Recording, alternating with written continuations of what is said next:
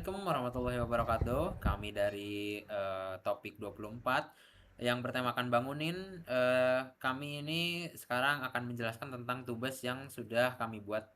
Oke, pertama-tama mungkin kita perkenalan dulu ya. Pertama-tama dari saya Rahen Altafa Hamadi dengan NIM 1090825000122 dan di kelas 02 Informatika. Lanjut. Saya Muhammad Tabir Reza Pratama dengan NIM 1090825000127 dengan kelas yang sama yaitu kelas 02 Informatika. Saya Dharma Chandra Virya dengan NIM 10908250052 dengan kelas sama juga Informatika 02. Oke, mungkin langsung saja ya ke codingannya yang sudah kami buat. Mungkin langsung boleh dijelaskan oleh Dharma Chandra.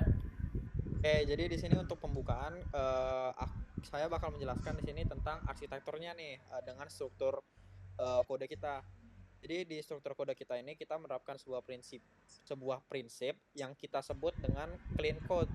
Jadi kenapa kita terapkan clean code ini agar kode kita tuh mudah di maintenance, lalu juga mudah dibaca dan kita manage untuk bersama tuh lebih gampang juga gitu. Jadi di sini bisa dilihat di bagian sisi kiri sidebar entry point dari file kita itu ada di main.go, mana file main.go ini akan akan melakukan kode migrate nih. Nah, apa itu kode migrate? Kode migrate itu adalah kode di mana kita akan membuat file supplier.json dan juga riwayat pelayanan.json. Kenapa sih kita pakai migrate untuk create file.json seperti ini? Karena memang pada tubes kali ini kita memang tidak menggunakan database. Jadi sebagai penggantinya kita ganti nih dari yang awalnya database kita ganti menjadi JSON saja gitu. Jadi di sini kami juga udah menyiapkan sedikit data. Contohnya seperti ini. Kita bungkus dalam array lalu di dalamnya ada objek dan kita sebutnya ini sebagai JSON. Oke, mungkin kita bisa lihat lagi di bagian sidebar kiri. Di sini ada model tuh, ada model. Jadi model ini apa? Model ini tuh kita anggapkan atau kita asumsikan sebagai objek dari kita punya entitas nih. Contoh, kita punya supplier. Nah, objek dari supplier itu ada di dalam folder model. Lalu di kiri itu juga ada yang kita sebut dengan controller. Controller ini apa? Controller ini adalah tempat di mana kita untuk melakukan query nih. Sorry, bukan query. Kita melakukan codingan, entah kita mau melakukan create, read, update, delete, atau bahkan banyak fitur-fitur lainnya. Nah, itu kita lakukan di controller. Kemudian di kiri bawah itu juga ada service. Service ini apa? Service ini itu sebagai seperti helper. Namun di sini tidak kami gabung dengan codingan utils karena service ini juga punya tujuan yang berbeda. Service ini kami peruntukkan untuk seperti satu kode nih, contoh read supplier. Di sini kita pakai read supplier itu cukup sering nih dan berulang kali. Nah, jika kita tulis read supplier secara terus-terusan kan kita bisa jadi redundancy tuh. Nah, makanya kita bikin suatu helper read supplier yang kita taruh di dalam folder service. Dan yang terakhir di sini ada utils.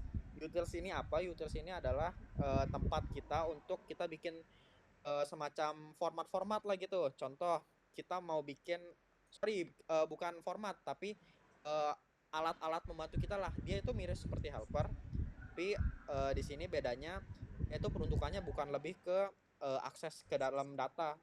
Jadi utils ini itu lebih sering digunakan seperti contoh kita mau format tanggal atau kita mau format jam.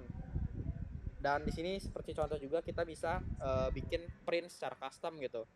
Jadi itulah beberapa penjelasan terkait gimana nih arsitektur di belakang dari codingan kami, gimana strukturnya. Dan uh, selanjutnya akan saya lanjutkan ke teman saya. Mungkin kita bisa bahas di bagian supplier dulu.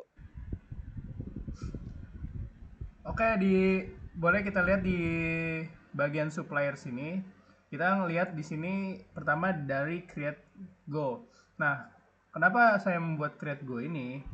Karena semua nanti inputan dari semua supplier bakal menginput ke dalam create.go ini. Nah, habis itu boleh kita lihat ke delete-nya.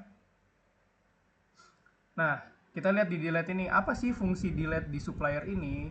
Jadi, di mana nanti ada supplier yang salah input atau ingin menghapus datanya, mereka tinggal ke variabel delete.go ini. Nah, delete.go ini akan memproses pendiletan data-data supplier tersebut. Boleh lanjut ke detailnya, kita bahas detailnya sekarang. Oke, untuk detail ini, semua detail-detail yang customer ingin masukkan ke dalam banyak apa yang dia ingin input, di sini bakal masuk ke detail titik go ini. Nah, apa aja sih di situ? Di situ ada riwayat service juga. Coba boleh ke atasan lagi, Mas Altaf. Oke. Di sini kita bisa mencari juga kok detail-detail supplier lainnya, kayak misalkan nanti ada yang masukin nih supplier Chandra, nanti masukin nih supplier Chandra itu ID-nya berapa. Nah, nanti detail supplier Chandra itu bakal keluar semua, seperti nanti ada alamat, nanti ada nomor telepon, dan lain-lain. Boleh ke statistiknya aja, Rip. Langsung ke statistiknya. Oke, di statistik ini apa sih, Bang? Oke, kita bahas statistik. Statistik itu apa? Jadi nanti setiap ada banyak cabang ya, istilahnya cabang ya, saya bilang walaupun agak salah nggak apa-apa ya, maafin ya Pak. Nah, nanti di statistik ini semua cabang yang kita miliki bakal bakal ada termonitoring di sistem ini. Nanti juga ada sistem rating. Nah, sistem rating itu seperti apa sih? Nanti contohnya misalkan cabang dari Jakarta ada 2 nih, misalkan Jakarta Timur, Jakarta Barat. Nah, itu bisa di rating sama klien-klien kita, atau nanti ada konsumen yang ingin merating tentang pelayanan kita, seperti itu. Boleh lanjut ke update titik go. Nah, apa sih update ini? Nah, update di sini nih, dia fungsinya adalah mengupdate info-info terbaru dari supplier kita gitu. Istilahnya seperti itu.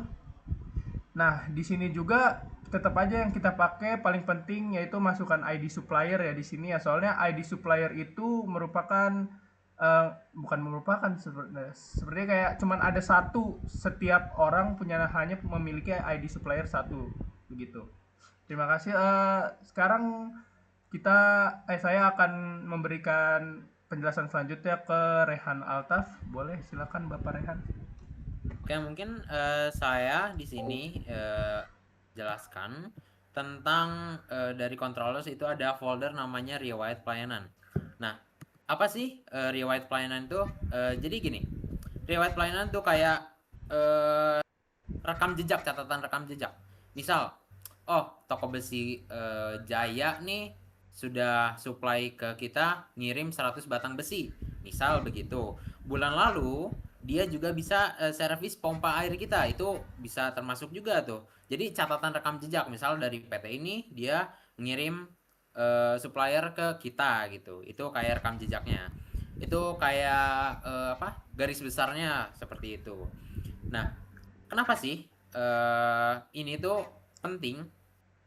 Jadi yang pertama itu penting karena pertama nggak perlu dihafal, karena semua rekam jejak terekam di kerjaan supplier itu terekam rapi di JSON kita.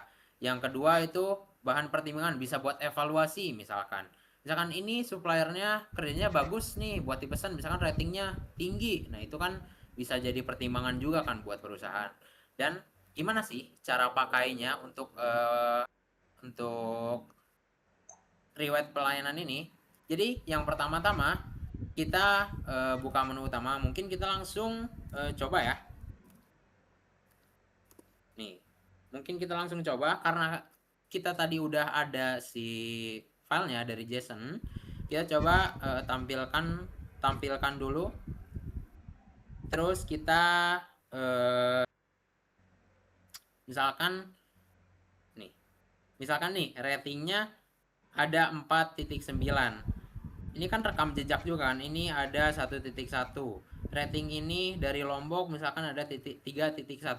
Mungkin itu sih secara garis besar apa sih riwayat pelayanan itu. Jadi kayak rating dari semua supplier kita. Mungkin itu sih.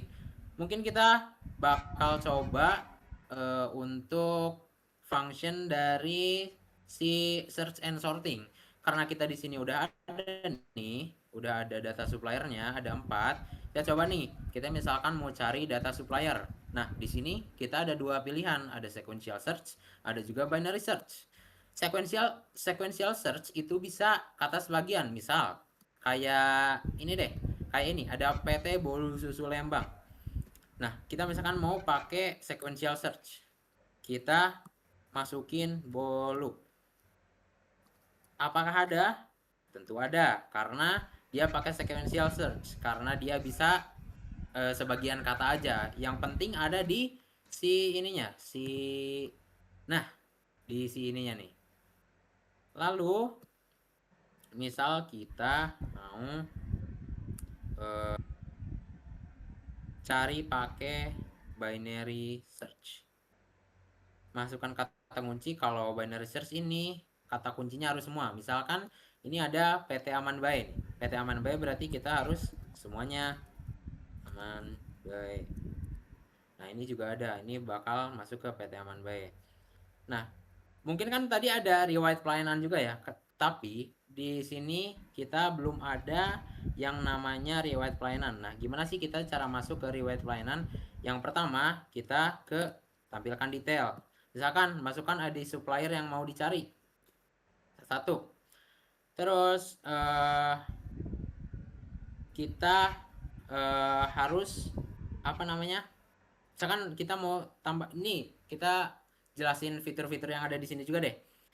Misalkan kita mau tambah supplier misalkan ID-nya SP05.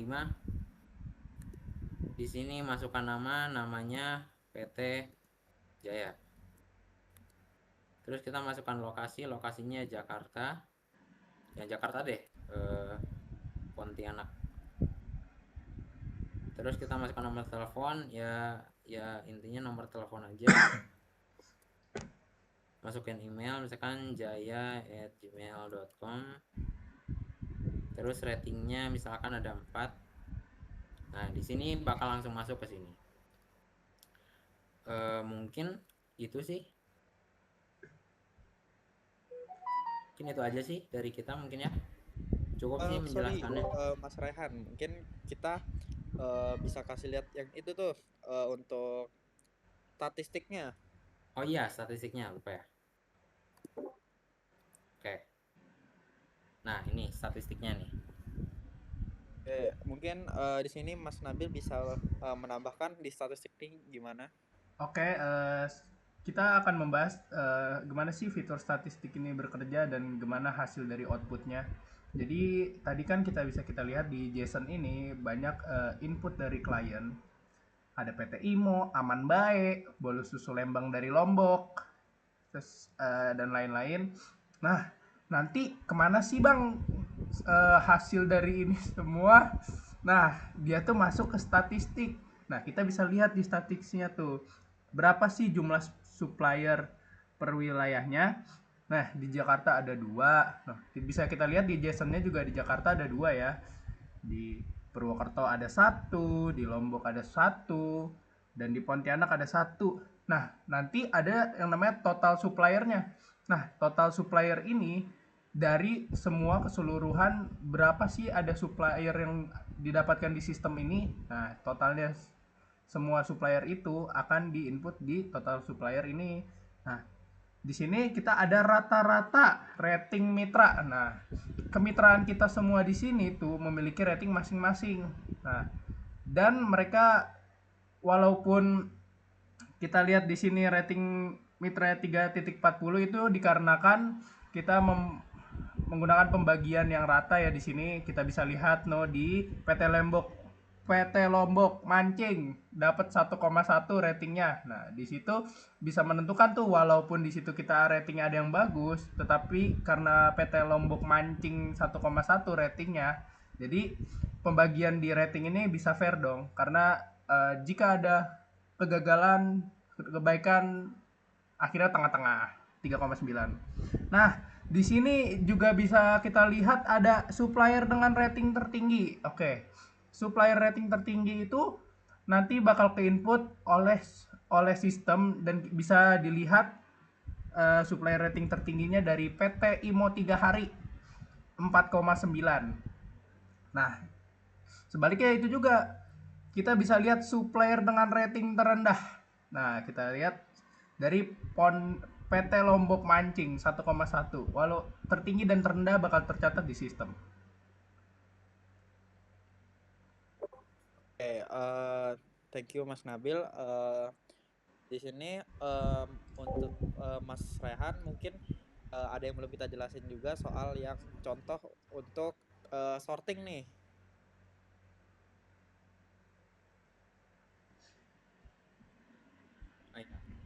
Oke, sorry. Untuk sorting ini kita bisa lihat di sini.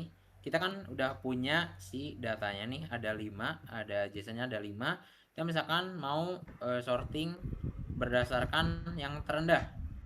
Mau terendah, kita pakai insertion sort. Oke. Di sini dia bakal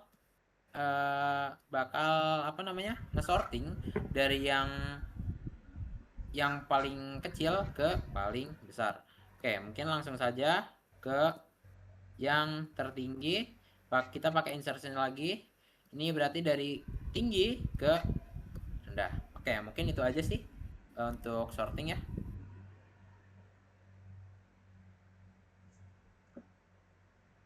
Oke, Mungkin untuk sorting seperti itu. Kalau misalkan di sorting situ juga ada tadi ada pilihan dua kan, ada insertion sama selection, tapi itu outputnya tetap sama kok, cuman dia itu hanya beda algoritmanya saja gitu. Tapi sebenarnya isinya ya sama aja gitu untuk hasil outputnya. Oke, di sini mungkin aku kembalikan ke Mas Raihan. mungkin dari kami sih cukup ya, sekian. Terima kasih yang sudah mendengarkan. Wassalamualaikum warahmatullahi wabarakatuh. Waalaikumsalam warahmatullahi Terima kasih. wabarakatuh.